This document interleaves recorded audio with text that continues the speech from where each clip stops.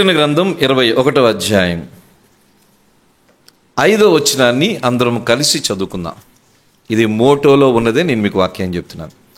ప్రకటన గ్రంథము 21వ అధ్యాయము 5వ వచనాన్ని అందరం కలిసి ధ్యానం చదువుదాం. అప్పుడు సింహాసనాసీనుడై ఉన్నవాడు, ఇదిగో సమస్తమును నూతనమైనవిగా చేయుచున్నానని చెప్పాను. మరియు ఈ మాటలు నమ్మకమును నిజమునై ఉన్నవి గనుక వ్రాయుమని ఆయన నాతో చెప్పుచున్నాడు. ముఖ్యమైన తలంపు ఏమిటంటే, ఇదిగో సమస్తమును నూతనమైనవిగా చేయుచున్నాను. చిన్న ప్రార్థన చేసుకుందాం. ప్రేమ కలిగిన తండ్రి, మీకు వందనాలు, స్తోత్రాలు. నూతన సంవత్సరంలో నన్ను, మమ్మల్ని, మా కుటుంబాలతో, మాకు కలిగిన సమస్తముతో ప్రవేశపెట్టారు. అర్హత లేదు ఈ సంవత్సరం చూడడానికి, ప్రవేశించడానికి. నీ పరిశుద్ధులతో కలిపి సమాజముగా ఒకరికొకరము ఇంతవరకు నిన్ను స్తుతిస్తూ, ఆరాధిస్తూ, ఒప్పుగోల్లో పాల్గొంటూ నీ సన్నిధిలో ఉండే భాగ్యం ఇచ్చారు. ఈ నూతన సంవత్సరానికి మీరు నూతనంగా చేయబోయే కార్యాల గురించి ధ్యానం చేయబోతున్నాం. మీ లేఖన భాగాల నుంచి మా అందరితో మీరు మాట్లాడండి. మేము నూతనమైన వారుగా ఉండాలి అంటే మేము ఎటువంటి లక్షణాలు కలిగి ఉండాలో నేర్చుకునే కృపనివ్వమని యేసుక్రీస్తు ప్రభువారి నామములో ప్రార్థించి వేడుకుంటున్నాం పరమ తండ్రి, ఆమేన్. ప్రకటన గ్రంథం 21వ అధ్యాయము 5వ వచనములో, ఇదిగో సమస్తమును నేను నూతనమైనవిగా చేయుచున్నాను అని ప్రభువు చెప్తున్నాడు. ఇది యేసు ప్రభువు చెప్పిన మాట. ప్రకటన గ్రంథము యేసు ప్రభు వారి యొక్క ప్రత్యక్షత. ప్రకటన గ్రంథము 20వ అధ్యాయంకి వచ్చేటప్పటికి సాతానుడు, అబద్ధపు ప్రవక్త, క్రీస్తు విరోధి, ఈ ముగ్గురు అగ్నిగుండంలో పడవేయబడతారు.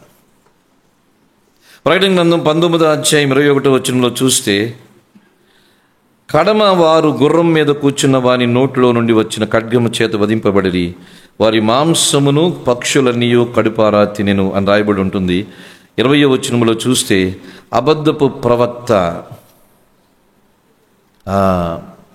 నరకములో వేయబడ్డాడు. ఫాల్స్ ప్రాఫిట్ అంటాం.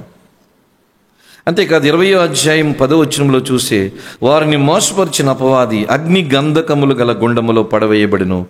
అచ్చట ఆ క్రూర మృగమును అబద్ధ ప్రవక్తయు ఉన్నారు. వారు యుగయుగములు రాత్రింబవళ్ళు బాధింపబడుదురు. అపవాది, క్రీస్తు విరోధి, అబద్ధపు ప్రవక్త, ముగ్గురు. తండ్రి, కుమారుడు, పరిశుద్ధాత్ముడిని దేవుని త్రిత్వము అంటాం. సాతానుని, క్రీస్తు విరోధిని, అబద్ధపు ప్రవక్తని సాతాను త్రిత్వం అంటాం. Divine Trinity, evil Trinity. దైవిక త్రిత్వము అంటే తండ్రి, కుమారుడు, పరిశుద్ధాత్ముడు. సాతాను త్రిత్వం అంటే సాతానుడు, క్రీస్తు విరోధి, అబద్ధపు ప్రవక్త.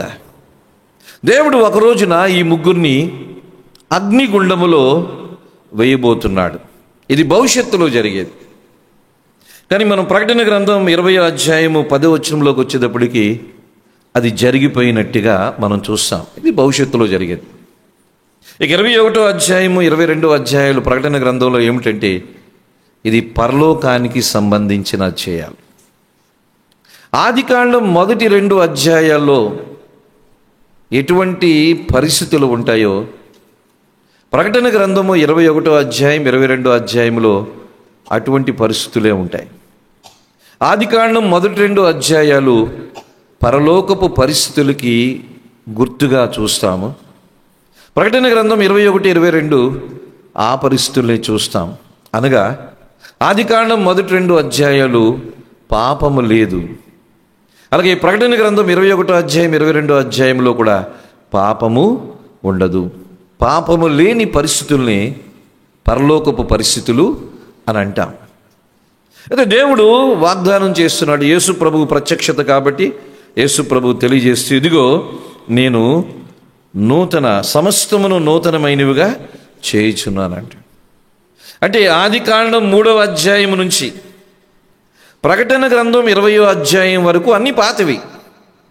మరొకసారి చెప్తున్నాను, ఆది కాండం 3వ అధ్యాయం నుంచి ప్రకటన గ్రంథం 20వ అధ్యాయం వరకు అంతా కరప్ట్ అయిపోయింది. ఈ ప్రపంచం, ఈ నేల శపించబడింది, ఈ సృష్టి శపించబడింది, మానవులు శపించబడ్డారు, మానవులు పాపముతో నిండిపోయారు. అందుకని ఆదికాండం 3వ అధ్యాయం నుంచి ప్రకటన గ్రంథం ఈ 20వ అధ్యాయం వరకు పూర్తిగా పాప భూయిష్టమైన ఈ భూ ప్రపంచాన్ని దేవుడు నూతనముగా చేయబోతున్నాడు. అంటే అక్కడి నుంచి ఇక్కడ వరకు మధ్యలో ఉన్నవన్నిటినీ కూడా దేవుడు సమస్తమును నూతనముగా చేయబోతున్నాడు.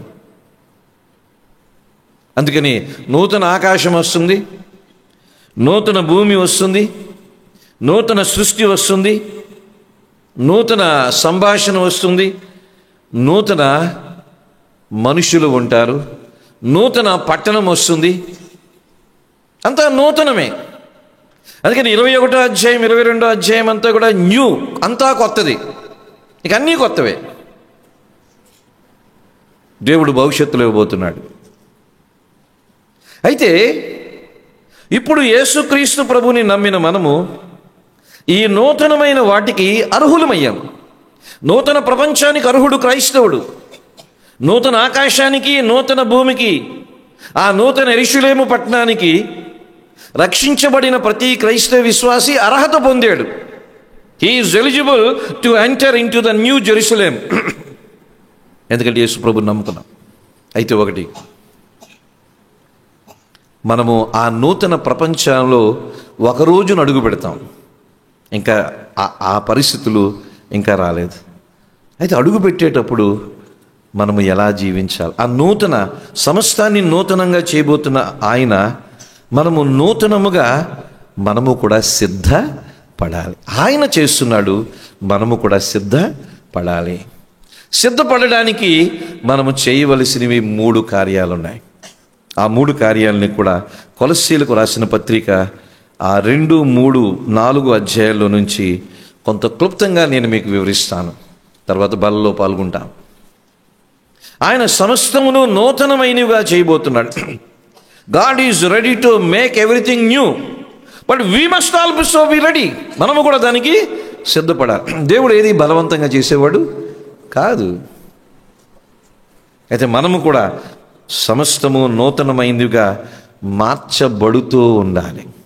రక్షించబడిన విశ్వాసి ఎవరంటే, రక్షించబడ్డాము అంటే నీతిమంతులుగా తీర్చబడ్డాం. రక్షణలో కొనసాగుతున్నామంటే పరిశుద్ధతలో కొనసాగుతున్నాం. మరొకసారి చెప్తున్నాను, రక్షించబడ్డాము అంటే నీతిమంతులుగా తీర్చబడ్డాం. రక్షణలో కొనసాగుతున్నామంటే పరిశుద్ధతలో కొనసాగుతున్నాం, అంటే నూతనంగా మార్చబడుతున్నాము. దేవుని దృష్టిలో మార్చబడిన వారము, కానీ ఆచరణలో ఇంకా మారుతూనే ఉన్నాం. దేవుని దృష్టిలో మారిపోయిన వారమే, కానీ ఆచరణలో మారుతూ ఉన్నవారమే. నా మాటలు మీకు అర్థమవుతున్నాయా? సో దేవుని దృష్టిలో మనము పరలోకానికి అర్హులమే, కానీ పరలోకం వెళ్ళామా? వెళ్ళలేదు. దేవుని దృష్టిలో నిత్య జీవానికి అర్హులమే, కానీ నిత్య జీవంకి అప్పుడే ప్రవేశించామా? లేదు. అందుకని దేవుని దృష్టిలో మనం మారిపోయిన వారమే. దేవుని దృష్టిలో నూతన ఆకాశానికి అర్హత పొందాం. దేవుని దృష్టిలో నూతన భూమికి అర్హత పొందాం. దేవుని దృష్టిలో నూతన యెరూషలేముకి అర్హత పొందాం, కానీ ఇంకా ప్రవేశించలేదు. భవిష్యత్తులో జరుగుతుంది. అయితే ఇప్పుడు ఏం చేయాలంటే 3 కార్యాలు మనము చెయ్యాలి. ఆ కొలస్సీలకు రాసిన పత్రిక 3వ అధ్యాయము ఆ 1వ వచనం నుంచి 10వ వచనం వరకు ఒక 3 విషయాలు మనం క్లుప్తంగా నేర్చుకుందాం. ముందుగా 3 తలంపులను చెప్తాను. నూతన సంవత్సరంలో వాటి గురించి వివరణ చూద్దాం. ముందుగా ఏమిటంటే, ఉంచుకోవలసినవి ఉంచుకోవాలి. పాత సంవత్సరం మన ఇల్లు ఏదైనా శుభ్రం చేస్తున్నాం అనుకోండి, ఇల్లు శుభ్రం చేసినప్పుడు ఇంటిలో ఉంచుకోవలసినవి ఉంచుకుంటాం, పారవేయవలసినవి పారవేస్తాం. అలాగే నూతన సంవత్సరంలో whatever have to be retain must be retain. ఉంచవలసినవి ఉంచాలి నూతన సంవత్సరంలో. ఏంటో ఆ ఉంచవలసినవి చెప్తాను. రెండవది, తీసివేయవలసినవి తీసివేయాలి. Certain things have to be removed and they should be removed. ఉంచవలసినవి ఉంచాలి, తీసివేయవలసినవి తీసివేయాలి. ఉంచవలసినవి ఏంటో చూద్దాము, తీసివేయవలసినవి ఏంటో తీసివేద్దాం. మూడవది, జ్ఞాపకం ఉంచుకోవలసినవి జ్ఞాపకం ఉంచుకోవాలి. ఈ నూతన సంవత్సరంలో ఉంచవలసినవి ఉన్నవి, అంటే పాతవి కొన్ని ఉండాలి. పాతవి కొన్ని ఉండాలి, ఏంటో చెప్తాను. అంతేకాదు నూతన సంవత్సరంలో తీసేయవలసినవి ఉన్నాయి, ఏంటో తీసివేయాలో చెప్తాను.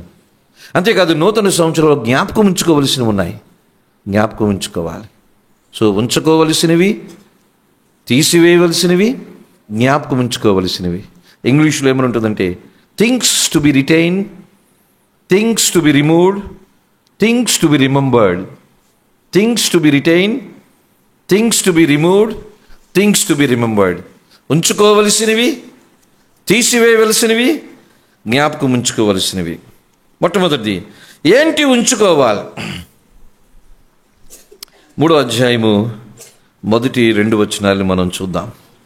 మీరు క్రీస్తుతో కూడా లేపబడిన వారైతే పైనున్న వాటిని వెదుకుడి, అక్కడ క్రీస్తు దేవుని కుడిపార్శ్వమున కూర్చుండి ఉన్నాడు. మనము నూతన సంవత్సరములో ఉంచుకోవలసింది ఏమిటి? తీసివేయకుండా మనం ఎప్పుడూ జ్ఞాపకం ఉంచుకోవలసింది ఏమిటంటే మన పునాదుల విషయంలో ఎప్పుడూ జ్ఞాపకం ఉంచుకోవాలి. We need to retain our foundations, basics అంటాం వీటినే. మనము క్రైస్తవత్వములో ప్రాథమికమైన అంశాలను ఎప్పుడూ మర్చిపోకూడదు. మన రక్షణని ఎలా పొందేమో మర్చిపోకూడదు. మన కొరకు యేసు ప్రభు ఏం చేశాడో మర్చిపోకూడదు.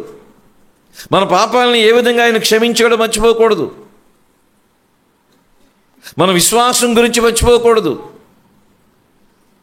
యథార్థత గురించి మర్చిపోకూడదు. పరిశుద్ధత గురించి మర్చిపోకూడదు. నీతి గురించి మర్చిపోకూడదు. భయభక్తుల గురించి మర్చిపోకూడదు. పవిత్రత గురించి మర్చిపోకూడదు.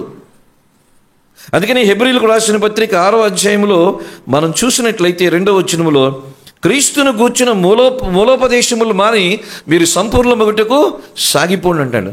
పునాది వేయబడింది, పునాదులు మనం మర్చిపోకూడదు.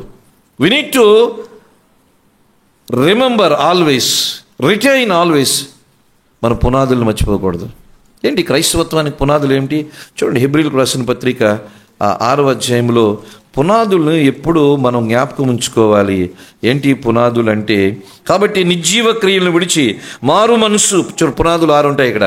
1 మారు మనసు, 2వది విశ్వాసము, 3వది బాప్తిస్మములు, 4వది హస్త నిక్షేపణం, 5వది మృతుల పునరుద్ధానము, 6వది నిత్యమైన తీర్పు. ఇవి పునాదులు లాంటివి.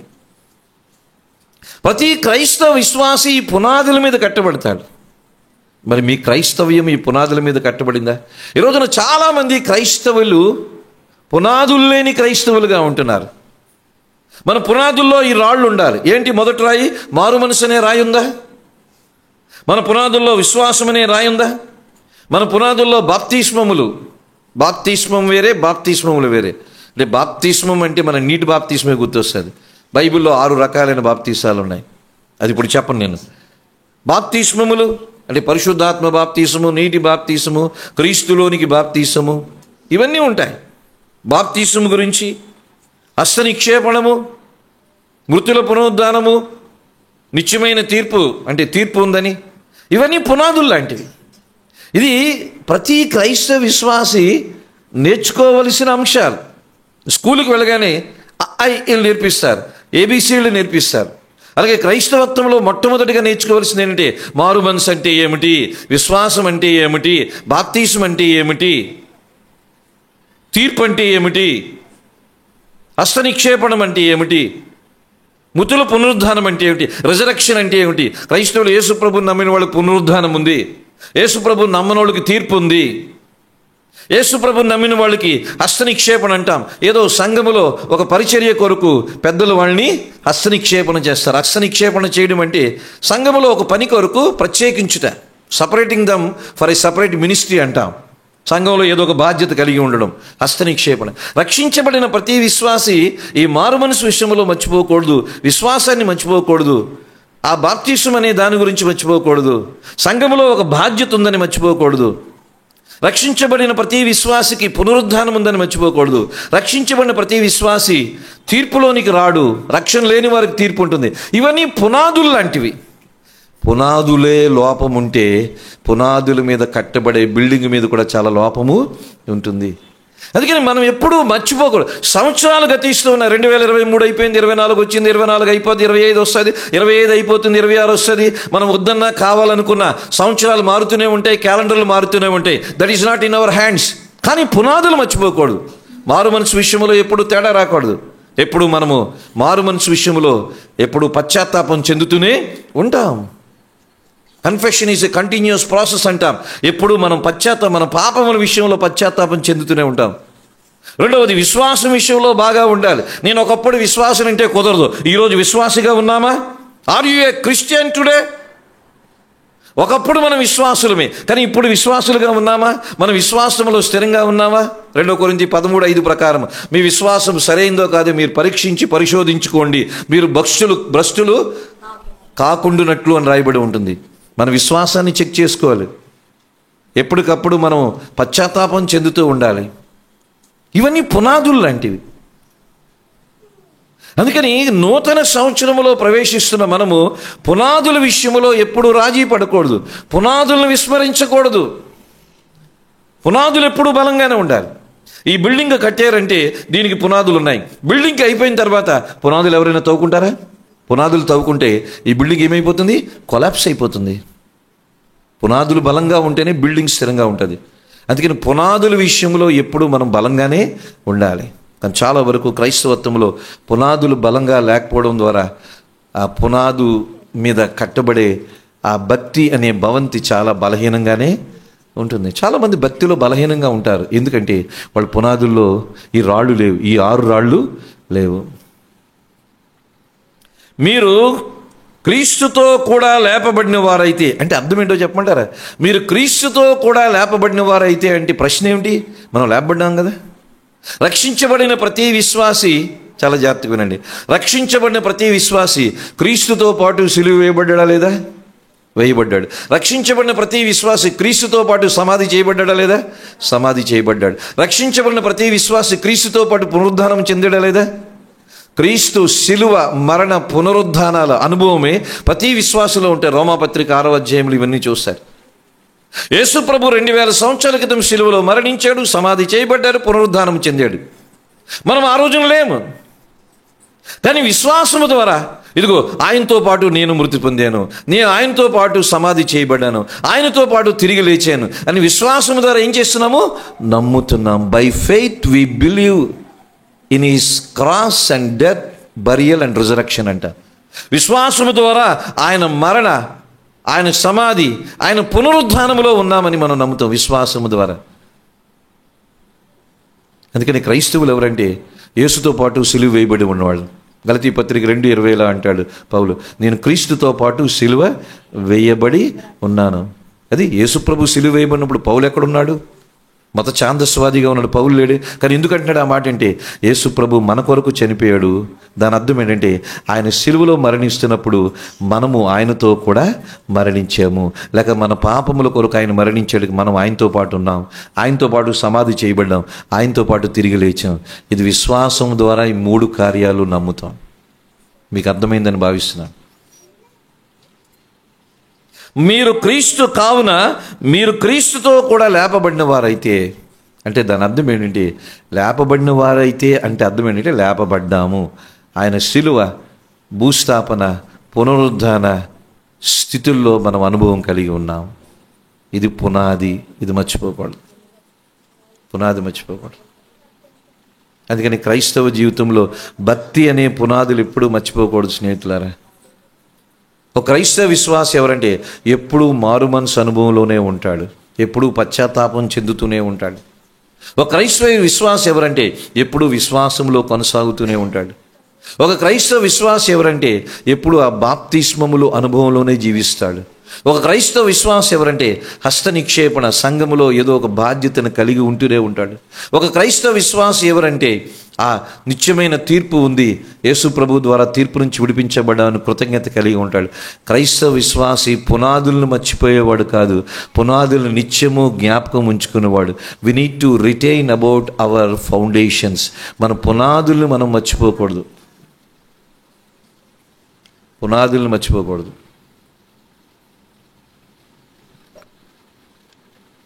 అందుకని ఏవి ఉంచుకోవాలి? గత సంవత్సరం నుంచి ఈ సంవత్సరంకి వచ్చాము, ఏమి ఉండాలంటే పునాదులను ఎప్పుడూ మనం విడిచిపెట్టకూడదు, పునాదులను జ్ఞాపకం చేసుకోవాలి. అందుకని మీరు క్రీస్తుతో పాటు లేపబడిన వారైతే అంటాడు. అంటే ఇది పునాదికి సంబంధించింది. రెండో మాట అక్కడ అంటాడు చూడండి, పైనున్న వాటినే వెదుకుడి. Focus on eternal things. రెండు విషయాలు చేయాలి.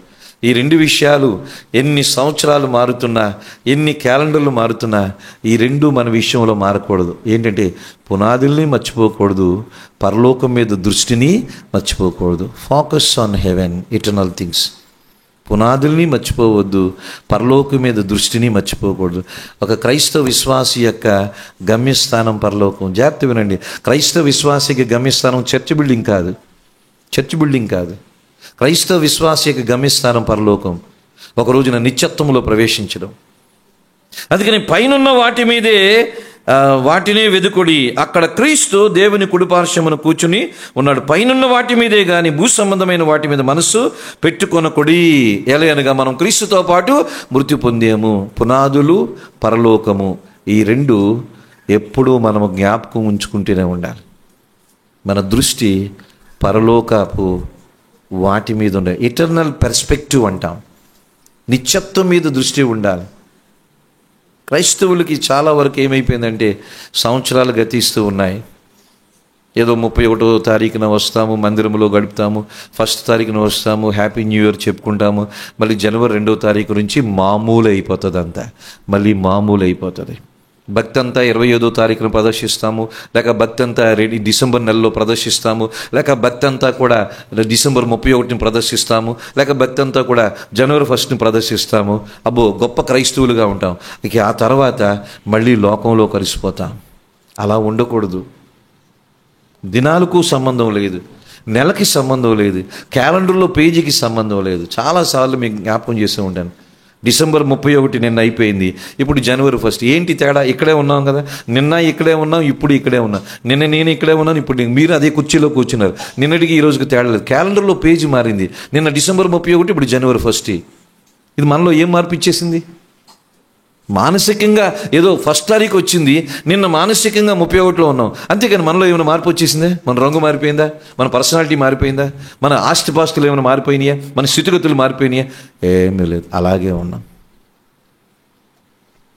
ఏదో డిసెంబర్ 31 సంవత్సరం చివర, జనవరి 1 సంవత్సరం మొదట్లో దేవుని సన్నిధిలో గడపాలి అన్నది ఒక దీవెనకరంగా గడుపుతున్నాం. అంతకు మించి దీంట్లో ఏమీ లేదు. సంవత్సరం పొడుగునా ఎలాగ ఉండాలి? సంవత్సరం పొడుగునా ప్రతి రాత్రి మనం ఇక్కడికి రాలేము, ప్రతిరోజు ఉదయం చేసుకోలేము, ఫిబ్రవరి 1 రాలేము, మార్చి 1 రాలేము, ఏప్రిల్ 1 రాలేము, కుదరదు. అందుకని జనవరి 1 వస్తాం. జనవరి 30వ తారీఖున రాలేము, ఫిబ్రవరి 28వ తారీఖున రాలేము, మార్చి 31 రాలేము, ఏప్రిల్ 30 రాలేము. అందుకని డిసెంబర్ 31 వస్తాం. అయితే ఒకటి, మనలో ఏ మార్పు ఉండకూడదు. కాలం మారనివ్వండి, క్యాలెండర్లు మారనివ్వండి, కానీ మనం మారకూడదు. మన పునాదుల విషయంలో స్థిరంగా ఉండాలి. పరలోకం వైపు మనం కలిగి ఉన్న దృష్టిలో ఎప్పుడు మార్పు ఉండకూడదు. పైనున్న వాటి మీదే మీ మనస్సు ఉంచుడి. క్రైస్తవులుగా పని చేసుకుంటాం, ఉద్యోగాలు చేసుకుంటారు, విద్యార్థులు చదువుకుంటూ ఉంటారు, వ్యాపారాలు చేసుకునే వాళ్ళు వ్యాపారాలు చేసుకుంటూ ఉంటారు. అయితే ఎప్పుడు మన మదిలో ఉండవలసింది ఏమిటంటే, భూమి మీద నేను ఎందుకు జీవిస్తున్నానంటే భవిష్యత్తులో పరలోకము కొరకు. అందుకని నూతన సంవత్సరం కాదు, మారవలసింది మది మారాలి. మది అంటే మనస్సు మారాలి. సంవత్సరాలు మారడం కాదు, మది మారాలి. ఇవన్నీ మామూలే. మన దృష్టి, మన కార్యాలు, మన ప్రణాళికలు, మన ఉద్దేశాలు పరలోకం గురించి ఆలోచన చేయాలి. పైనున్న వాటి మీదే మనసు ఉంచుకోండి. దీన్ని ఒక భక్తుడు వివరిస్తూ అంటాడు, క్రైస్తవులు రబ్బర్ బ్యాండ్ లాగా ఉండాలంట. రబ్బర్ బ్యాండు ఒకదానికి ఇక్కడ మనం వేలుకు పెట్టుకుంటాము, రబ్బర్ బ్యాండ్ వేలుకు పెట్టుకొని ఇలా లాగుతాం, ఇంతవరకు సాగుతుంది రబ్బర్ బ్యాండ్. దీన్ని విడిచిపెడితే మళ్ళీ ఏమవుతుంది? వెనక్కి వస్తుంది. క్రైస్తవులు అలాగే ఉండాలి. క్రైస్తవులు ఏమిటంటే అవసరమైనంత మట్టుకే లోకములోనికి రావాలి, మళ్ళీ ఎక్కడికి వెళ్ళాలి? వెనక్కి వెళ్ళిపోవాలి. అవసరమైన మట్టు ఉద్యోగం చేసుకుంటాం, మళ్ళీ వెనక్కి వస్తాం. వ్యాపారం చేసుకుంటాం, మళ్ళీ దేవుని దగ్గరికి వస్తాం. కుటుంబాన్ని కలిగి ఉంటాం, మళ్ళీ వెనక్కి వస్తాం. కొంత సంపాదించుకుంటాం, న్యాయబద్ధంగా వెనక్కి వస్తాం. మనం రావలసిన ఒరిజినల్ ప్లేస్కి ఒరిజినల్ రావాలి. ఎంతవరకు లోకములోకి వెళ్ళాలి? లోకములోకి వెళ్ళాలంటే పాపమని కాదు, ఎంతవరకు భూ సంబంధంగా మనం జీవించాలి, ఎంతవరకు భూ సంబంధమైన వాటి మీద మనసు పెట్టుకోవాలనేది ఎంతవరకు అంతవరకే రావాలి. తర్వాత మళ్ళీ ఏం రావాలి? వెనక్కి రావాలి. రబ్బర్ బ్యాండ్ సాగదీసి ఇంతవరకు వస్తుంది, విడిచిపెడితే మళ్ళీ వెనక్కి వస్తుంది. అదే పైనున్న వాటి మీదే దృష్టి ఉంచుట అంటే అంత. కొంతమంది ఇలా సాగిపోయి ఇక్కడి నుంచి ఊడిపోయి ఇటు వచ్చేస్తున్నారు. కొంతమంది సాగిపోయి ఏం చేస్తున్నారు? ఇక్కడి నుంచి వచ్చి లోకంలో ఉండిపోతున్నారు. లోకంలో పడిపోతే ఏముంది? పైనున్న వాటి మీద దృష్టి ఉంచకుండా భూ సంబంధమైన వాటి. అంతే కదా, ఈ రోజున చాలా వరకు క్రైస్తవత్వంలో చాలా సంఘాల్లో ఈ మధ్యన నేను యూట్యూబ్ చూస్తున్నప్పుడు ఒక ఆయన ప్రసంగం ఏమిటంటే, కష్టపడితే దేవుడు దీవిస్తాడు అనే ప్రసంగం ఉంది. కష్టపడితే దేవుడు, ఒక పాపులర్ ప్రీచర్ ఆ మెసేజ్ టైటిల్ పెట్టాడు, కష్టపడితే దేవుడు దీవిస్తాడని చెప్పి యోసేపుని పెట్టాడు, దావీదుని పెట్టాడు. యోసేపు కష్టపడ్డాడు, ఐగుప్తు దేశానికి ప్రధానమంత్రి అయ్యాడు. దావీదు కష్టపడ్డాడు, ఇజ్రాయెల్ దేశానికి రాజు అయ్యాడు. మరి పౌలు కష్టపడ్డాడు కదా, దేనికి రాజు అయ్యాడు? ఆడికి అజ్ఞానం, ఆడికి తెలియదు. ఆ ప్రసంగం చేసిన వాడికి తెలియదు. కానీ ఈ ప్రసంగం విన్నవాళ్ళు అందరూ పాపులర్ స్పీకర్. చెప్పాను కదా, మన ఊళ్ళో కూడా అతని మందిరం ఉంది, పాపులర్ స్పీకర్. ఎవరో నేను అతని గురించి చెప్పేశాను. కష్టపడితే దేవుడు. మరి పౌలు కష్టపడ్డా లేదా? మరి పౌలు ఏ దేశానికి ప్రధానమంత్రి అయ్యాడు? ఏ రాష్ట్రానికి ప్రధానమంత్రి అయ్యాడు? కష్టపడితే దేవుడు దీవిస్తాడని ఎవరిని ఉదాహరణగా చెప్తున్నావు? యోసేపుని చూసా. ఇప్పుడు అందరూ యోసేపులం అయిపోతామా? దావీదుని చూసా, అందరూ దావీదులం అయిపోతామా? అది పాత నిబంధన దీవెనలు భౌతిక సంబంధమైనవి. నూతన నిబంధన దీవెనలు ఎఫెసీ 1:3 ప్రకారము పరసంబంధమైన స్పిరిచువల్ బ్లెస్సింగ్స్. పాత నిబంధనలో అబ్రహాంతో పోల్చుకోవద్దు, పాత నిబంధనలో యోసేపుతో పోల్చుకోవద్దు, పాత నిబంధనలో దావీదుతో పోల్చుకోవచ్చు. ఇక్కడ గొర్రెలు కాపర్లు ఎవరు? రాజు ఎవరు? కొత్త నిబంధనలో అయినోడు ఎవడంటే చెప్పండి నాకు. నేను గొర్రెలు కాసుకుంటాను కొంతకాలం, రాజు అయిపోతాం కదా. చదువు సంజలు లేకుండా రాజు అయిపోవడం ఎంత సులువో చెప్పండి. కొంతకాలం గొర్రెలు కాసుకుంటే రాజు అయిపోతాం. కొంతకాలం మరి పొతిఫర్ ఇంట్లో యోసేపు అంట్లు తోమాడు, పొతిఫర్ ఇంట్లో యోసేపు బట్టలు ఉతికాడు, పొతిఫర్ ఇంట్లో ఇంటికి మాపింగ్ చేశాడు యోసేపు. మనం కూడా యోసేపులాగా కొన్నిసార్లు ఇంట్లో ఆ దీక్షాలు తోమి అంట్లు తోమితే యోసేపులాగా దేశానికి రాజు అయిపోతాం. పాత నిబంధన దీవెనలు భౌతిక సంబంధమైనవి. మనం యోసేపులాగా అవ్వలేము, మనం దావీదులాగా అవ్వలేము, మనం దానియేలులాగా అవ్వలేము. ఆ నూతన నిబంధన గ్రంథంలో యేసు ప్రభు కాలంలో దీవెనలన్నీ ఆత్మ సంబంధమైనవి. ఈ దీవెనలు పరిశుద్ధతలో ఉంటాం, నీతిలో ఉంటాం, యథార్థతలో ఉంటాం, నమ్మకత్వంలో ఉంటాం. పరసంబంధమైన ఆశీర్వాదాలు ఆయన ఇస్తాడు. ఇది అర్థం కాక కష్టపడితే దేవుడు దీవిస్తాడని యోసేపు బొమ్మ వేసాడు ఆ వ్యక్తి. అతన్ని చూసి అందరూ అబ్బా ఏం ప్రసంగం అని అనుకుంటారు. ఎంత మోసం జరుగుతుంది. వీళ్ళందరూ ఎవరో చెప్పమంటారా? రబ్బర్ బ్యాండ్ని ఇటు తెంపేసుకుని ఇటు లోపలికి వచ్చేసిన వాళ్ళు. రబ్బర్ బ్యాండ్ ఇక్కడే ఉండాలి, అవసరమైనంత మట్టుకు లోకములో పనులు, ఉద్యోగాలు, వ్యాపారాలు, చదువుల్లోకి వస్తాం, మళ్ళీ వెంటనే దేవుని వైపు వెళ్ళిపోవాలి. కానీ కొంతమంది రబ్బర్ బ్యాండ్ని తెంపేసుకొని పూర్తిగా ఎక్కడికి వచ్చారు? లోకంలోకి వచ్చారు. వీళ్ళే చెప్తా ఉంటారు కష్టపడితే దేవుడు దీవిస్తాడంటాను. కష్టపడితే దేవుడు దీవిస్తాడు, అలాగని యోసేపుని చూపించొద్దు. కష్టపడితే దేవుడు దీవిస్తాడు, అలాగని దావీదుని చూపించొద్దు. మరి అందరికన్నా కష్టపడ్డాడు పౌలు.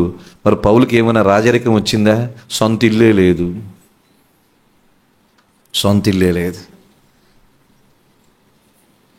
అందుకని మనం పాత సంవత్సరం నుంచి నూతన సంవత్సరానికి వెళ్తున్నాం కాబట్టి మనం ఉంచుకోవలసినవి ఏమిటంటే పునాదుల విషయంలో జాగ్రత్తగా చూసుకోవాలి. స్నేహితులారా, క్రైస్తవత్వంలో పునాదులు చాలా ప్రాముఖ్యమైన. పునాదులను విస్మరించొద్దు. మారు మనసు అనే దాన్ని ఎప్పుడు విస్మరించొద్దు. విశ్వాసం అనే దాన్ని ఎప్పుడు విశ్వాసములో బలంగా ఉండాలి, విస్మరించొద్దు. ఎప్పుడూ కూడా మన సంఘములో బాధ్యతలు అంటే అష్టనిక్షేపణ అంటే బాధ్యతల విషయంలో విస్మరించొద్దు. ఎప్పుడూ తీర్పు ఉంది, నిత్య తీర్పు ఉందని గమనించాలి. ఒక అకౌంటబిలిటీ కలిగి ఉండాలి. తీర్పు అనేది ఉంది. విశ్వాసకి క్రీస్తు మరి విశ్వాసకి తీర్పు ఉంది చేసిన కార్యాలను బట్టి, అవిశ్వాసకి తీర్పు ఉంది నరకాన్ని బట్టి. విశ్వాస తీర్పులు బహుమానం కొరకు, అవిశ్వాసకి తీర్పులు నిత్య నరకం కొరకు. తీర్పు ఉందని గుర్తించాలి. We need to give an account to God. తీర్పు ఉంది, ఇవన్నీ గుర్తించుకోవాలి. ఇవన్నీ పునాదులు లాంటివి. పునాదులను విస్మరించొద్దు. కొత్త సంవత్సరాలు రానివ్వండి, పునాదులు విస్మరించొద్దు. రెండవది ఫోకస్. మన దృష్టి అంతా దేని మీద ఉండాలి? రబ్బర్ బ్యాండ్ని ఎంతవరకు అయితే అంతవరకే లాగి తిరిగి దేవుని వైపు రావాలి. మందిరానికి విలువ ఇవ్వాలి, దేవునికి విలువ ఇవ్వాలి, వాక్యానికి ఇవ్వాలి, ప్రార్థనకు విలువ ఇవ్వాలి, సహవాసానికి విలువ ఇవ్వాలి. ఎంతవరకు సాగదీసుకోవాలో అంతవరకే పనులకు వెళ్ళండి. ఎంతవరకు సాగలరు అంతవరకే ఉద్యోగాలు చేయండి. ఎంతవరకు సాగలరు అంతవరకే సంపాదించండి. అన్యాయంగా అక్రమాలు చేసి మోసాలు చేసి ఎక్కువ సంపాదించడం ద్వారా రబ్బర్ బ్యాండ్ తెగిపోయి లోకంలో కలిసిపోయిన వాళ్ళతో సమానం. ఎవరంతా తీసుకెళ్తారో ఒకసారి చూస్తాం కదా మనం. ఎవరంతా తీసుకెళ్ళిపోతారో మనము చూస్తాం. ఎవడో ₹1 కూడా తీసుకెళ్ళాలి. అందుకని ఉంచుకోవలసినవి ఏంటంటే పునాదులు, ఉంచుకోవలసింది ఏంటంటే పరలోకం మీద దృష్టి, పరసంబంధమైన దృష్టి. నెంబర్ 1. నెంబర్ 2 ఏంటంటే తీసివేయవలసినవి తీసివేయాలి. What have to be removed. తొలగించవలసినవి మనం తొలగించాలి. ఏంటి తొలగించవలసినవి అంటే చూడండి, మనం చూసినట్లయితే 2వ అధ్యాయం తర్వాత భాగం నుంచి మనం కిందకు చూస్తే, పైనున్న వాటి మీదే కానీ భూ సంబంధమైన వాటి మీద మనసు పెట్టుకొనకూడదు. ఎలాగనగా మీరు మృతి పొందితిరి, మీ జీవం క్రీస్తుతో కూడా దేవుని యందు దాచబడినది. మనకు జీవమై ఉన్న క్రీస్తు ప్రత్యక్షమైనప్పుడు మీరును ఆయనతో కూడా మహిమయందు ప్రత్యక్షపరచబడుదురనంటూ కావున అని రాయబడుతుంది. కింద చాలా విషయాలు చెప్తున్నాడు. తీసివేయవలసినవి చాలా ఉన్నాయి. 2024లో ఇవన్నీ చాలా ఉంటాయి. చూడండి, ఒక్కొక్కటి చదువుతున్నాను, పెద్దగా దాని గురించి వివరణ ఉన్నాను. 2024లో జారత్వం అంటే అర్థం ఏమిటంటే వివాహేతర సంబంధము. జారత్వము. ఫార్నికేషన్. అపవిత్రత అంటే అపవిత్రత. తర్వాత కాముకత్వము, మనసులో హృదయములో కామానికి సంబంధించిన ఆలోచనలు, కోరికలు. దురాశ అంటే అవసరానికి మించి ఎక్కువ కావాలనుకోవడం. కొంతమందికి ఉంటుంది కదా, ఆళ్ళకుందని ఈడుకుందని వాళ్ళు. మనకు అవసరమైనవి కోరుకోవాలి, కానీ మనకి అవసరానికి మించి కోరుకునేది ఏమిటో చెప్పంటారా? గ్రీడీనెస్, దురాశ అంట. 2024లో జారత్వము, వివాహేతర సంబంధము. అపవిత్రత అంటే ఏంటో తెలుసు, కామాతురత, మనసులో హృదయములో కామానికి సంబంధించిన దురాశ, అవసరానికి మించి. తర్వాత ధనాపేక్ష, డబ్బు గుండు డబ్బు అని కొట్టుకోవట్లేదు, డబ్బు అని కొట్టుకుంటుంది వీళ్ళు. తర్వాత మనం చూసినట్లయితే 8వ వచనంలో కోపము. మన కోపము అవసరమైన కోపమా, అనవసరమైన కోపం? కొంతమంది చీటి మాటికి కోపడుతామండి. అవసరమైన వాటికి కోపడుతున్నామా, అనవసరమైన వాటికి కోపడుతున్నాం. ఆగ్రహము, కోపానికి మించిపోయి ఆగ్రహము అంటే ఇంకేదో అవతలోడికి హాని చేసేది. కోపం కంట్రోల్ చేసుకోకపోతే ఆగ్రహానికి వెళ్తుంది. దుష్టత్వము అని అంటాం. దుష్టత్వము అంటే అవతలలో కీడు చేయడము. దూషణ అంటే అవతలను అవమానపరచడం. తర్వాత బూతులు, అసభ్యకరమైన మాటలు, పదజాలాలు వాడడం. 9వ వచనంలో అబద్ధాలు అంటే మనకు తెలుసు. ఇవన్నీ ఏంటి? ప్రాచీన మనం విసర్జించవలసినవి ఏంటి? ఇప్పుడు 2024 క్యాలెండర్ తీసేసి షెల్ఫ్లో కింద వేసుకుంటాం మనం ఇప్పుడు. అట్లా అంతేనా? క్యాలెండర్లు తీసి షెల్ఫ్లో కింద వేసుకుంటాం. ఇప్పుడు క్యాలెండర్ అయిపోయింది. అన్ని క్యాలెండర్లు పైదాన్ని తీసుకుని గోడకు రాసుకోం కదా, గోడకు పెట్టుకుంటే మళ్ళీ గోడలన్నీ నిండిపోతాయి. ఇప్పుడు అన్నీ ఎక్కడో బట్టల్లో ఇస్త్రీ చేసినప్పుడు బట్టల్లో పెట్టుకోవడానికో షెల్ఫ్ల కిందలో పెట్టుకుంటాం. పాతది అయిపోయింది క్యాలెండర్. ఇప్పుడు 2025 క్యాలెండర్ వచ్చింది. క్యాలెండర్తో ఎందుకు ఇవి తీసామా? మనం ఇవి తీసామా? క్యాలెండర్లు తీసాము. 2024 మోటో తర్వాత 2025 మోటో కార్డు పెట్టాము, ఫ్రెష్గా కనబడుతుంది. కొన్నిసార్లు మోటో కార్డులన్నీ కూడా మనము ప్రదర్శిస్తూ ఉంటాం. ఎప్పుడు 1999 నుంచి అలా బూజు పెట్టేసి ఉంటాయి కదా, చేసాం. ఇవన్నీ మంచిది, తప్పడం లేదు. అసలు లోపల నుంచి తీసామా? జారత్వం పోయిందా? అపవిత్రత పోయిందా? కామాతురత పోయిందా? దురాశ పోయిందా? కోపం పోయిందా? ధనాపేక్ష పోయిందా? ఆగ్రహం పోయిందా? దుష్టత్వం పోయిందా? దూషణ పోయిందా? బూతులు పోయాయా? అబద్ధాలు పోయింది. క్యాలెండర్లు మార్చుకుంటారేంటి క్రైస్తవులు? ఇవి మార్చుకోవాలి. ఇవి పోసావా? We must remove all these things. తీసివేయవలసినవి ఉంచవలసినవి ఉంచాలి. ఏంటో ఉంచాలి అసలు మనం చూసాం. ఇప్పుడు తీసివేయవలసినవన్నీ తీసేయాలి. ఏం తీసేయాలి? పెద్ద లిస్ట్ ఇచ్చాడు, ఇవన్నీ తీసేయాలి. ఇవి పాత సంవత్సరంలో అయిపోయినాయి, కొత్త సంవత్సరంలో ఇవి తీసుకురావద్దు స్నేహితులారా. పాత సంవత్సరమైనా కొత్త సంవత్సరమైనా తీసుకుని రావాల్సినవి ఏంటి? పునాదులు తీసుకొని రావాలి. రెండోది పరలోకం మీద దృష్టి, ఫోకస్ని తీసుకుని రావాలి. కానీ పాత సంవత్సరంలోనివి కొత్త సంవత్సరంలోనికి రాకుండా ఉండవలసింది. ఒకవేళ పాత సంవత్సరంలో ఉండినట్లయితే కొత్త సంవత్సరంలోనికి రాకూడనివి ఇవన్నీ ఉండాలి. జారత్వము నుంచి అబద్ధం ఆడే వరకు. ఇదంతా ప్రాచీన స్వభావం, ఓల్డ్ నేచర్ అంటాడు దేవుడు.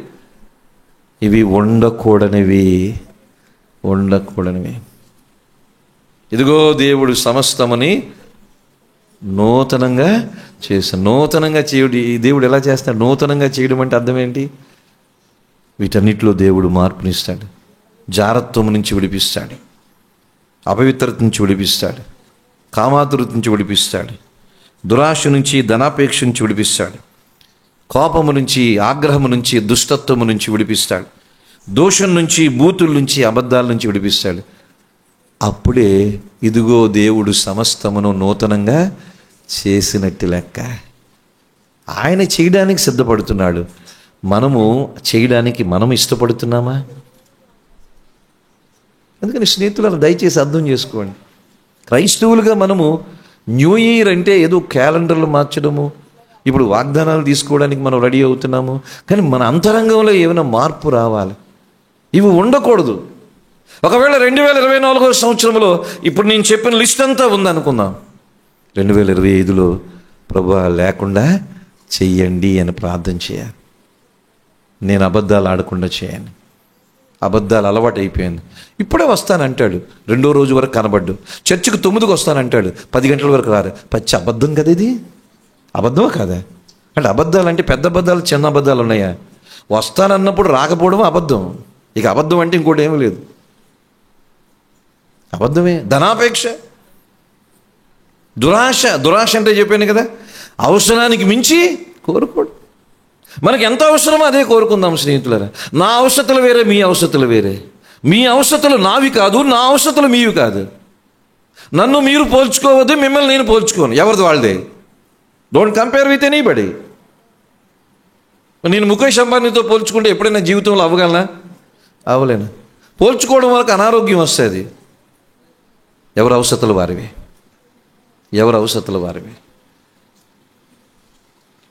దురాశ వద్దు, కోపం మానాలి, ఆగ్రహం మానాలి, దుష్టత్వము, దూషణలు, ఇతరుల్ని హాని కలిగించే మాటలు, ఇతరులకి గాయపరిచే మాటలు, కొన్నిసార్లు తెలుసుకోకుండా వస్తాయేమో, కొన్నిసార్లు అనుకోకుండా ఇతరులని హట్ చేసే మాటలు రావచ్చు. క్షమించు ప్రభా అని అడగాలి. అవతల వ్యక్తిని కూడా సారీ బ్రదర్, సారీ సిస్టర్ అని అనాలి. ఇవన్నీ రాకూడదు. మీరు కొత్త క్యాలెండర్ పెట్టారు లేదో దేవునికి సంబంధం లేదు, కానీ ఇవి లేకుండా చూసుకోండి. మీ ఇంట్లో 2024 క్యాలెండర్, 2024 క్యాలెండరే ఈ 2025 డిసెంబర్ 31 వరకు ఉందనుకోండి. ఎవరైనా వచ్చి ఏంటి బ్రదర్ క్యాలెండర్లు మార్చలేదంటే, క్యాలెండర్ పాతదే కానీ నేను కొత్త ఉండని చెప్పండి. క్యాలెండర్ పాతదే, నేనెవరిని? కొత్తవాడిని. దేవుడు నన్ను నూతన స్వభావంగా చేశాడు. ప్రాచీన స్వభావం లేకుండా చూడాలి. ఉండకూడనివి లేకుండా తీసివేయవలసినవి తీసేయాలి. These things have to be removed. ఇవన్నీ తీసివేయవలసినవి. ఇంకోటి ఉన్నాయి చూడండి, తీసివేయవలసిన మరొకటి ఉంది. 2వ అధ్యాయం 8వ వచనం చూస్తున్నాను. 2వ అధ్యాయం 8వ వచనం, కొలస్సీలకు రాసిన పత్రిక 2వ అధ్యాయం 8వ వచనం. ఆయనను అనుసరింపక మనుషుల పారంపర్య ఆచారమును అనగా ఈ లోక సంబంధమైన మూలపాఠములు అనుసరించి మోసకరమైన నిరర్ధక తత్వజ్ఞానము చేత మిమ్మల్ని చెరపట్టుకొని పోవాడెవడైనా ఉండినేమో అని జాగ్రత్తగా ఉండుడి. ఈ వచనములో మనకు కనబడే వెంటో చెప్పంటారా? తప్పుడు సిద్ధాంతాలు ఉన్నాయి. రెండవది ఆచారాలు ఉన్నాయి. మూడవది మోసం ఉంది. వీటి నుంచి కూడా మనం బయటపడాలి. తప్పుడు సిద్ధాంతాల నుంచి మనం బయటపడాలి. లోకంలో, క్రైస్తవత్వంలో చాలా తప్పుడు సిద్ధాంతాలు ఉన్నాయి. సిద్ధాంతం అంటే సత్యం అంటాం, సిద్ధాంతం అంటే బోధ అంటాం. క్రైస్తవత్వంలో ఈ తప్పుడు సిద్ధాంతాలు, ఈ అబద్ధాల నుంచి చెప్పాను కదా, కష్టపడితే దేవుడు దీవిస్తాడని యోసేపుని చెప్పడం, ఇదొక తప్పుడు సిద్ధాంతం. పాత నిబంధనలో ఉన్న వ్యక్తులను చూపించి మీకు ఒక మాట చెప్తున్నాను చూడండి. చాలాసార్లు చెప్పాను, క్రైస్తవత్వములో చాలామంది పాత నిబంధన బోధకులు ఉంటారు. మీరు న్యూ ఇయర్లో చూడండి, అబ్రహాము దీవించబడ్డాడు, యోసేపు దీవించబడ్డాడు, దావీదు దీవించబడ్డాడు, దానియేలు దీవించబడ్డాడు. మరి మోషే గురించి ఎవరు చెప్పడే? మోషే దీవించబడ్డారని ఎవరని చెప్తారా? చెప్పరు. ఎందుకంటే మోషే 40 సంవత్సరాలు రాకుమారుడిగా ఉన్నాడు. తర్వాత ఏమైపోయాడు? గొర్రెలు కాపరైపోయాడు. దాన్ని ఎవరైనా ఉదాహరిస్తారా? దేవా మోషేను దీవించినట్టు నన్ను దీవించిన ఎవరైనా ప్రార్థన చేస్తారా? చేయరు. చేస్తే చాలా ప్రమాదం వస్తుంది. పాత నిబంధన ప్రసంగాలు చేసి దేవుడు దీవిస్తాడని చెప్పడం పూర్తిగా తప్పుడు సిద్ధాంతం. దీవెన అంటే క్రొత్త నిబంధన గ్రంథంలో ఆత్మ సంబంధమైంది. పేతురు, యాకోబు, యోహానులు వీళ్ళు యేసుప్రభు శిష్యులు. వీళ్ళు హతసాక్షులు అయిపోయారు. వీళ్ళకి ఇల్లు లేవు, వాకిళ్ళు లేవు, కానీ దేవుని కొరకు గొప్పగా జీవించారు. తప్పుడు సిద్ధాంతాల్లోకి వెళ్ళిపోకూడదు. తీసివేయవలసినవి ఏంటంటే తప్పుడు సిద్ధాంతాలు. రెండవది పారంపర్య ఆచారములు. చూడండి, అంటాడు కదా, ఆయనను అనుసరింపగా మనుషుల పారంపర్య ఆచారములు, మనుషుల ఆచారములను అంటాడు. మనుషుల ఆచారాలు అంటే మానవ పద్ధతులు, not based on the word of God. మనుషుల ఆచారాలు కొన్ని ఉంటాయి. చాలా సంఘాల్లో చాలామంది క్రైస్తవులు ఆచారాలు పాటిస్తారు. అబ్బో, హైందవత్వంలో ఎన్ని ఆచారాలు ఉన్నాయో క్రైస్తవత్వంలో దానికి మించిన ఆచారాలు ఉన్నాయి. చాలా ఆచారాలు ఉన్నాయి. ఈ ఆచారాలు వాక్యములో ఉంటే కరెక్ట్, వాక్యములో లేకపోతే ఆచారము. దీన్ని ఏం చేయాలి? మనము విడిచిపెట్టాలి. ఏదైనా ఆచారం, ఏ ఆచారమైనా సరే వాక్యములో ఉందనుకోండి, అది సత్యం. వాక్యములో లేదనుకోండి, ఎవరో ఒక ఆయన పెట్టారు, అది పాటించవలసిన పని లేదు. ఆచారములు అనేవి కూడా మానవుని ద్వారా వచ్చినాయి, మానవ ఆలోచన ద్వారా వచ్చినాయి. ఇది దేవుని వాక్యానికి సంబంధించింది కాదు. క్రైస్తవత్వంలో చాలా ఆచారాలు ఉన్నాయి. క్యాలెండర్లు మారుస్తున్నాం, ఆచారాలను విడిచిపెట్టినామా? విడిచిపెట్టవలసినవి ఆచారాలు, విడిచిపెట్టవలసిన దుర్బోధులు, విడిచిపెట్టవలసినవి ఏంటో చెప్పమంటారా? మోసాలు అంటున్నాడు కదా. 2వ అధ్యాయం 8వ వచనంలో చూడండి, ఈ లోక సంబంధమైన మూలపాఠములు అనుసరించి మోసకరమైన నిరర్ధక తత్వజ్ఞానము చేత మిమ్మల్ని చెరపట్టుకుని పోవాడు ఎవడైనా ఉండునేమో అని జాగ్రత్తగా ఉండడి. మానవ మెదడులోంచి కొన్ని బోధలు వస్తాయి. ఈ రోజున చాలామంది, నేను పేర్లు చెప్పలేను కానీ చాలామంది చాలా వరకు బైబిల్లో లేనివి అబ్బో ఎంత అద్భుతమైన బోధలు చేస్తారు. వాళ్ళు చెప్పేదానికి బైబిల్లో ఒక వచనం కూడా ఉండదు. వచనం చూపిస్తే సత్యం, వచనం చూపిస్తే చెప్పి. ఇప్పుడు ఇందాక అన్నాను కదా, కష్టపడితే దేవుడు దీవిస్తాడు. బైబిల్లో ఎక్కడైనా వచనం ఉందా? అది అంకే కష్టపడితే దేవుడు దీవిస్తాడని బైబిల్లో ఎక్కడైనా వచనం ఉందా? ఇది మోసం. మానవ మెదడులోంచి వచ్చింది చెప్తాడు, ప్రజలకు అది ఇష్టం కాబట్టి నమ్ముతారు. బైబిల్లో లేనిది మనిషి తలంపుల్లోంచి వచ్చేది, అది నిరర్ధకమైన తత్వము, మనిషి ఆలోచనలోంచి వచ్చేది. ఇది వాక్యానికి సంబంధించింది కాదు. దీని నుంచి బయటపడాలి. కొన్నిసార్లు చాలామంది అంటారు చాలా మంచి వాక్యం చెప్పారని. ఆయన చెప్పిన వాక్యానికి బైబిల్లో రెఫరెన్స్ ఉందా? ఆయన చెప్పిన వాక్యానికి బైబిల్లో రెఫరెన్స్ ఉందా? వాక్యాన్ని చూపించి చెప్పాడా? అయితే కరెక్ట్. వాక్యం లేకపోతే తప్పు, అది ఫిలాసఫీ, మానవ తత్వం అవుతుంది. దేవుని వాక్యములో లేనిది ఎవరైనా తెలియజేస్తే అదొక తత్వంతో సమానము, అదొక దుర్బోధతో సమానము, అదొక మోసంతో సమానము, అదొక ఆచారంతో సమానము. వీటి నుంచి కూడా బయటపడాలని 2వ అధ్యాయం 8వ వచనములో కొలస్సీ సంఘాన్ని ఉద్దేశించి పౌలు తెలియజేస్తున్నాడు. చూడండి, ప్రాచీన స్వభావం అంటే దుర్బోధల నుంచి బయటికి రావాలి, పారంపర్య ఆచారాల నుంచి బయటికి రావాలి, మోసకరమైన తత్వాల నుంచి బయటికి రావాలి, సాంప్రదాయాల నుంచి బయటికి రావాలి. ఇదే మనం చేయవలసింది. వదలాలి. 2024లో ఎన్నున్నాయో, కానీ 2025లో ఈ లేకుండా మనము చూసుకోవాలి. అందుకని కొలస్సీలకు రాసిన పత్రిక 2వ అధ్యాయం 8లో కానీ 3వ అధ్యాయం 5 నుంచి 10లో ఉన్న ఈ అంశాలు ఏమీ కూడా ఇప్పుడు నూతన సంవత్సరంలో మనతో రాకూడదు. నూతన సంవత్సరం మనతో రాకూడదు. హ్యాపీ న్యూ ఇయరే, కానీ మనం ఓల్డ్ పీపుల్మే. సంవత్సరం new year, but we are old. మనం ఓల్డే. ఉంచుకోవలసినవి ఉంచుకోవాలి. ఏంటది? పునాదులు. ఏంటది? పరలోకం మీద దృష్టి. రెండవది తొలగించవలసినవి తొలగించాలి. పెద్ద లిస్టు చూపించాను, వాయి ఉండకూడదు. ఆచారాల విషయంలో చూడాలి, దుర్బోధల విషయంలో జాగ్రత్తగా ఉండాలి. మనుషులు చాలా మాయోపాయాలతో తత్వంగా బోధించేవాళ్ళు చాలామంది తయారయ్యారు క్రైస్తవత్వంలో. జాగ్రత్తగా ఉండాలి. బైబిల్ పట్టుకొని చెప్పేవాళ్ళు అందరూ సేవకులు కాదు, బైబిల్ చెప్పుకొని పట్టుకోవడంలో అందరూ బోధ కాదని గుర్తించాలి. అందుకని రెండవది తీసివేయవలసింది తీసివేయాలి. మొదటిది ఏమనుకున్నాము? ఉంచవలసినవి ఉంచాలి. రెండవది తీసివేయాలి. మూడవది జ్ఞాపకం ఉంచుకోవాలి. ఏంటి జ్ఞాపకం ఉంచుకోవాలంట? చూడు 3వ అధ్యాయం 3-4 వచనాల్లో ఉంటుంది. ఏంటి జ్ఞాపకం ఉంచుకోవాలంటే, మీ జీవము క్రీస్తుతో కూడా దేవుని యందు దాచబడి. ఇది జ్ఞాపకం ఉంచుకోండి. We're secured in Jesus Christ. మీ జీవము క్రీస్తుతో కూడా ఏమైంది? భద్రము చేయబడి ఉంది. We're more secured in Jesus Christ. ఇది జ్ఞాపకం ఉంచుకోండి.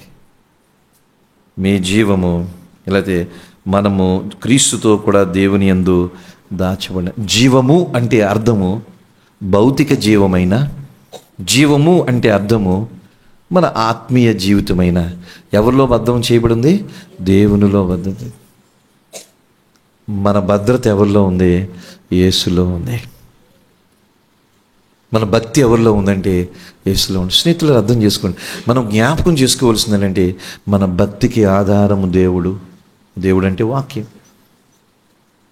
ఇది జ్ఞాపకం ఉంచుకోవాలి. దేవునిలో భద్రము చేయబడ్డాం. దేవునిలోనే మనకు భద్రత ఉంది. దేవునిలోనే దాచబడి ఉన్నాం. ఈ రాత్రి మనం వేసుకోవాల్సిన ప్రశ్న ఏమిటంటే, దేవునిలో ఉన్నామా, చర్చిలో ఉన్నామా? చాలామంది సంఘాల్లో ఉన్నారు కానీ దేవునిలో లేరు. చాలామంది చర్చిల్లో ఉంటున్నారు, లేదా ఏదో ఆర్గనైజేషన్లో ఉంటున్నారు కానీ దేవునిలో ఉన్నామా? క్రీస్తులో ఉన్నామా? ఆయనతో అంటుకట్టబడి ఉన్నామా? క్రీస్తు కొలస్సీ పత్రికలో చాలా సందర్భాల్లో చూడండి, ఆయన యందు ఉండుడి, ఆయన యందు అని అంటాడు. చూడండి, నేను అక్కడక్కడ చదువుతున్నా. 2వ అధ్యాయము 4వ వచనములో బుద్ధి జ్ఞానముల సర్వ సంపదలు ఆయన యందు. 6వ వచనము, కావున మీరు ప్రభు అయిన క్రీస్తు యేసును అంగీకరించిన విధముగా ఆయన యందు వేరిపారిన వారే. అలాగే 8వ వచనములో ఆయనను అనుసరించి, 10వ వచనములో మరియు ఆయన యందు మీరు. 11వ వచనం 2వ లైన్లో 11వ వచనం, మీరును క్రీస్తు సున్నతి యందు శరీరేచ్ఛలతో కూడిన స్వభావాన్ని విసర్జించి ఆయన యందు. ఈ కొలస్సీలకు రాసిన పత్రిక అంతా క్రీస్తునందు ఉంటుంది. 27వ వచనంలో చూస్తే మొదటి అధ్యాయం 28వ వచనం, ప్రతి మనుషుని క్రీస్తునందు సంపూర్ణంగా చేయాలి.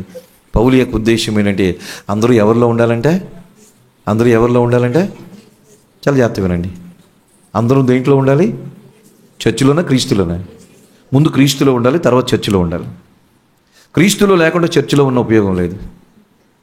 ముందు క్రీస్తులో ఉండాలి. పౌలు అంటున్నాడు కదా, ప్రతి మనుషుణ్ణి క్రీస్తునందు సంపూర్ణునిగా చేయాలి. Should make everybody perfect in Jesus Christ. యేసులో.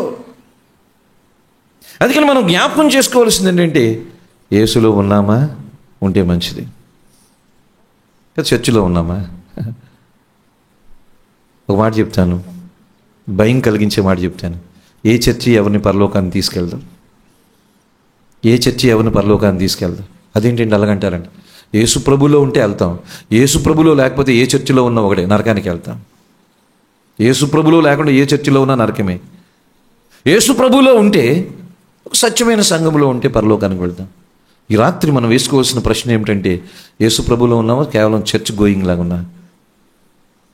యేసులో ఉన్నాం, క్రీస్తునందు. దీన్ని ఎప్పుడు జ్ఞాపకం చేసుకోండి. మీ జీవము క్రీస్తుతో కూడా దేవుని యందు దాచబడి ఉన్నది. 4వ వచనంలో చూస్తే, మనకు జీవమై ఉన్న క్రీస్తు ప్రత్యక్షమైనప్పుడు మీరును ఆయనతో కూడా మహిమయందు ప్రత్యక్షపరచబడదురు. జ్ఞాపకం ఉంచుకోవాల్సింది ఏంటంటే, మనకి భద్రత క్రీస్తులోనే ఉంది. రెండవది జ్ఞాపకం ఉంచుకోవాల్సింది ఏంటంటే, ఆయన ప్రత్యక్షమైనప్పుడు మనం ఆయనతో పాటు ఉంటాం. అది కూడా జ్ఞాపకం చేసుకోండి. యేసు ప్రభు త్వరలో రాబోతున్నాడు ఈ ప్రపంచానికి. కొత్త సంవత్సరం వచ్చిందంటే ఏంటో చెప్పమంటారా? మన మరణానికి 1 సంవత్సరం దగ్గర అయ్యాము, లేక ఆయన రాకడకు 1 సంవత్సరం దగ్గర అయ్యాము. ఇది చాలా భయం కలిగించేది. ఇందాక బ్రదర్ కూడా అన్నారు కదా, సంవత్సరాలు గతిస్తున్నాయంటే అది new year, happy new year అంటారు. కానీ వయసు పెరుగుతుంది, ముసలితనం దగ్గరికి వస్తున్నాం. మన చావుకు 1 సంవత్సరం దగ్గర అయ్యాము. అవునా కదా? ఇది భయం కలిగించింది. అంతేకాదు ఆయన రాకడకు ఒక సంవత్సరం దగ్గరయ్యాం. ఆయన రాకడైనా మనిషి పోకడైనా కొత్త సంవత్సరం వస్తుందంటే దగ్గర అవుతున్నాం. ఆయన ప్రత్యక్షమైనప్పుడు మనం ఉంటాం. ఇది జ్ఞాపకం ఉంచుకున్నాం. ఆయనలో భద్రత ఉంది, ఆయనలో ఉండాలి. అనగా ఆయన అంటే ఇప్పుడు యేసు ప్రభువులో ఉండాలంటే అర్థం ఏంటంటే వాక్యములో ఉండండి. ఎవరికి వాళ్ళు మీ భక్తి జీవితాన్ని వాక్యం మీద ఆధారం చేసుకొని కట్టాలి. ఇది చాలా ముఖ్యమైనది. ఇక్కడ ప్రసంగాలు వినొచ్చు, కానీ ఎవరి భక్తి జీవితాన్ని నేను కట్టలేను. ఎవరికి వాళ్ళు భక్తి జీవితాన్ని కట్టుకోవాలి. ఎవరికి వాళ్ళు యేసు ప్రభులో ఉండాలి, ప్రభువులో ఉండాలి. ఎవరికి వాళ్ళు వాక్యములో ఉండాలి. ఆయన రాకడ సమీపంగా ఉంది. బహుశా 2025 ఈ ప్రపంచానికి చివరి సంవత్సరం అవ్వచ్చేమో, మనకు తెలీదు. ఎందుకంటే ఆయన రాకడికి సంబంధించిన గుర్తులు అన్నీ చాలా స్పష్టంగా ఈ ప్రపంచంలో జరుగుతూనే ఉన్నాయి. 2024 డిసెంబర్ 31 చూసాము. 2025 డిసెంబర్ 31 చూస్తామన్న వాళ్ళు చేయెత్తగలమా? 2025 డిసెంబర్ 31 చూస్తామన్న వాళ్ళు చేయెత్తగలమా? అంటే నిరీక్షణతో చెప్పొచ్చు, తప్పేమీ కాదు. కానీ అది మన చేతిలో లేదు, ఏ మనిషి చేతిలో లేదు. అందుకని ఉంచుకోవలసినవి ఉంచుకుందాం. పునాదుల విషయంలో జాగ్రత్తగా ఉండండి. పునాదుల విషయంలో రాజీ పడద్దు. మారు మనసు, విశ్వాసము, బాప్తిస్మము, హస్తనిక్షేపణ, పునరుద్ధానము, నిత్యమైన తీర్పు, ఇది పునాదులు లాంటివి. వీటి విషయంలో రాజీ వద్దు. అంతేకాదు మన ఫోకస్ ఎప్పుడూ కూడా పరలోకం మీద. మన ఉద్యోగాలు చేసుకుంటాం, వ్యాపారాలు చేసుకుంటాం, చదువుకుంటూనే ఉంటాం, మన పనులు మనం చేసుకుంటూ ఉంటాం. నాలాంటి వాళ్ళు సేవ చేసుకుంటూనే ఉంటారు. కానీ ఫోకస్ ఎప్పుడు దేని మీద ఉండాలి? పరలోకం మీద ఉండాలి. అది అది అది పర్మనెంట్. ఏదో 10 కోట్లు సంపాదించారు, క్రైస్తవులు అయితే పెట్టిలో పెడతారు. ఏంటి మనిషిని, డబ్బును కాదు. పిల్లలు డబ్బులు పంచుకుంటారు. హైందువులు అయితే కాలుస్తారు, డబ్బును కాదు, చచ్చిపోయిన కాలుస్తారు. 10 కోట్లు సంపాదించినోడు పెట్టి ఖరీదు పెరుగుతుందేమో. పేదోడేంటో చీపు పెట్టే, డబ్బున్నవాడేంటో టేకి పెట్టి, అంతకుమించి ఏమి తేడా లేదు. పునాదుల విషయంలో జాగ్రత్తగా ఉండాలి.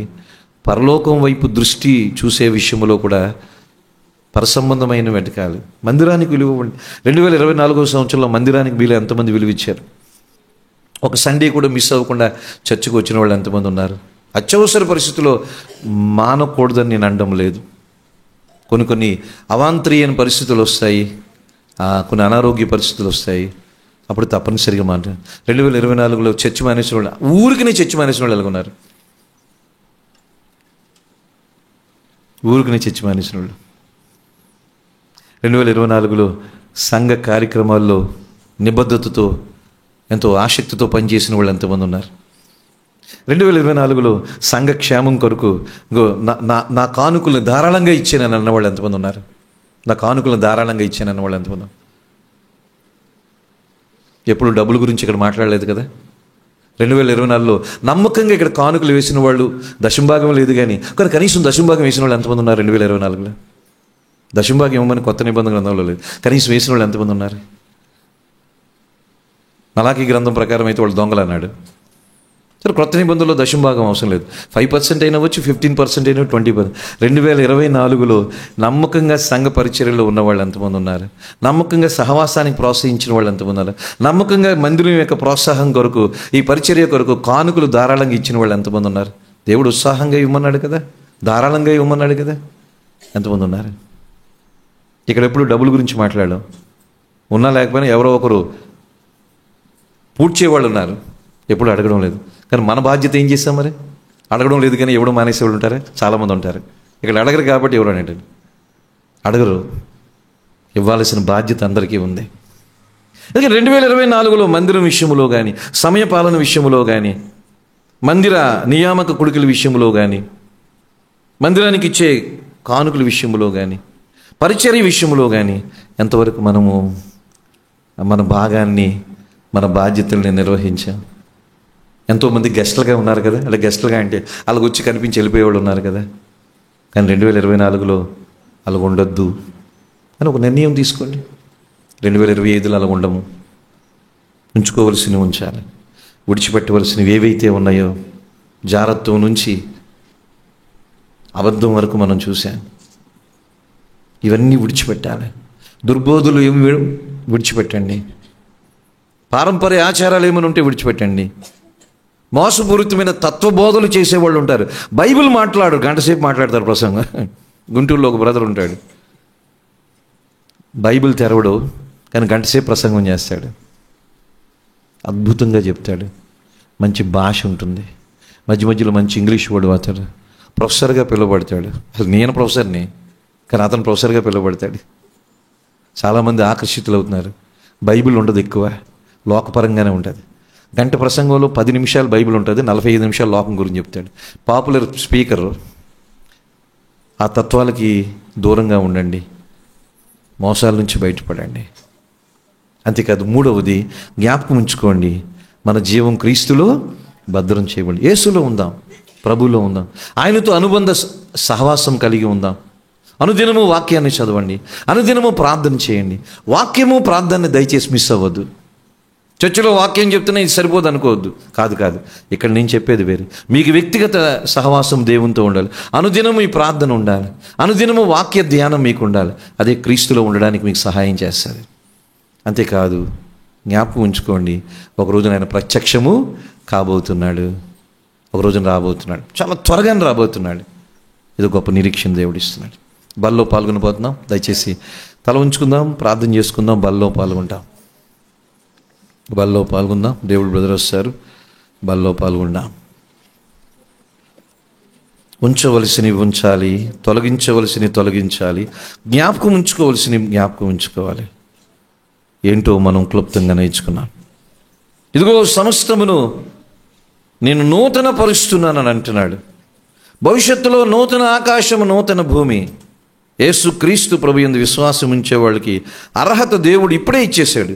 అయితే ఆయన మనల్ని ఆధ్యాత్మికంగా తన కుమారుని సారూప్యంలో నూతన వ్యక్తులుగా మారుస్తూ మారుస్తూ మారుస్తూ ఉన్నాడు. మార్చబడుతూ ఉండాలి అంటే ఉంచుకోవలసినవి ఉంచాలి, తొలగించుకోవలసినవి తొలగించుకోవాలి, జ్ఞాపకం ఉంచుకోవలసినవి జ్ఞాపకం ఉంచుకోవాలి. అవేంటో విన్నాం. బల దగ్గరికి వస్తున్నాం, ఒకసారి పరీక్షించుకుందాం, ఒప్పుకుందాం. 2024లో కొన్ని పొరపాట్లు జరిగినాయి మన జీవితంలో. మందిరం విషయంలో కానీ, పరిచర్య విషయంలో కానీ, కానుకలను సమర్పించే విషయంలో కానీ, బాధ్యతల విషయంలో కానీ, ఇంకే నియామక కొడుకుల విషయంలో కానీ, ప్రార్థన విషయంలో కానీ, వాక్య ధ్యానం విషయంలో కానీ, దుర్బోధల విషయంలో కానీ, మోసపూరితమైన తత్వజ్ఞానం ప్రదర్శన విషయంలో కానీ కొన్ని మనము తప్పిపోయేమేమో. వాటికి దూరం అవుదాం. 2025లో అలా ఉండకూడదు. ప్రభువా, నాకు సహాయం చేయండి, నీ కృపనివ్వండి, నీ ఆత్మ సహాయాన్ని ఇవ్వండి అని ఒప్పుకుంటూ బల్లో అందరూ బల్లో పాల్గొనండి.